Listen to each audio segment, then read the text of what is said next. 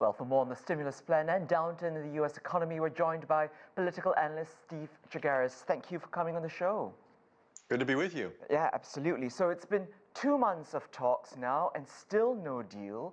The Democrats want a $3.4 trillion package, the Republicans pushing for about $1 trillion, but it appears the difference too great to bridge. Are you surprised? Part of me is surprised considering we're in a crisis situation. This is about COVID. This is about reaction to the coronavirus and trying to get money into people's hands, people who are unemployed, states and localities, schools, that type of thing. But at the same time, things are so polarized. We're coming up against an election in November. Democrats have a big laundry list of things they want to spend on, but they don't want to give in to Republicans and make it look like the Republicans are getting some kind of a political victory from this. And Republicans, on the other hand, same thing. They don't want to give in to the Democrats and give them any political victories. So you have them sort of digging in their heels. The problem here, too, is the Republicans don't have their own unified message. You have some Republicans who say we spent already trillions of dollars on the last round of stimulus. We can't go above $1 trillion. And you have some other Republicans who are in tough races this fall who are saying, OK, we got to get a deal done so we can go home and campaign and tell people that we're getting things done in Washington.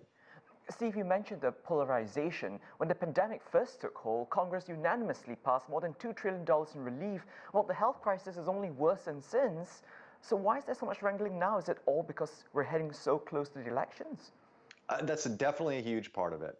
There's no question. Again, each party does not want to give the other party any kind of a victory to then go tell the American people, we were responsible for getting this passed. You should vote for us in November. But again, there are some Republicans right now, especially in the Senate, who are very, very worried about their reelection chances. And if they go home in the next few weeks or in the fall and they don't have anything to show for it, they're going to have to explain to people in their states why they didn't get anything done.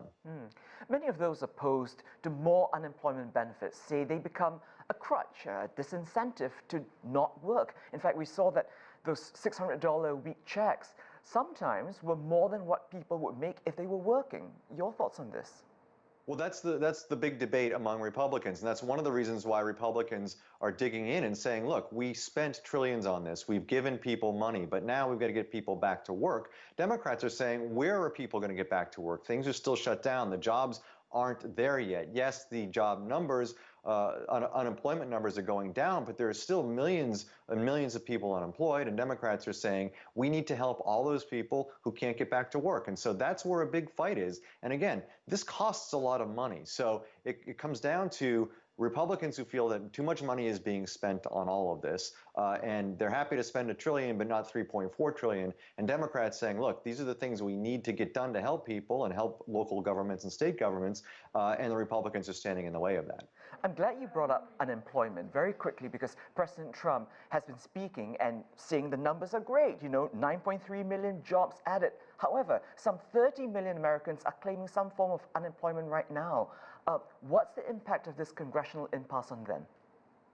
Well, first of all, just to get to what the president was saying, is he's not taking into consideration the record number of jobs lost before the record number of jobs that are coming back. There is still a record number of people out of work.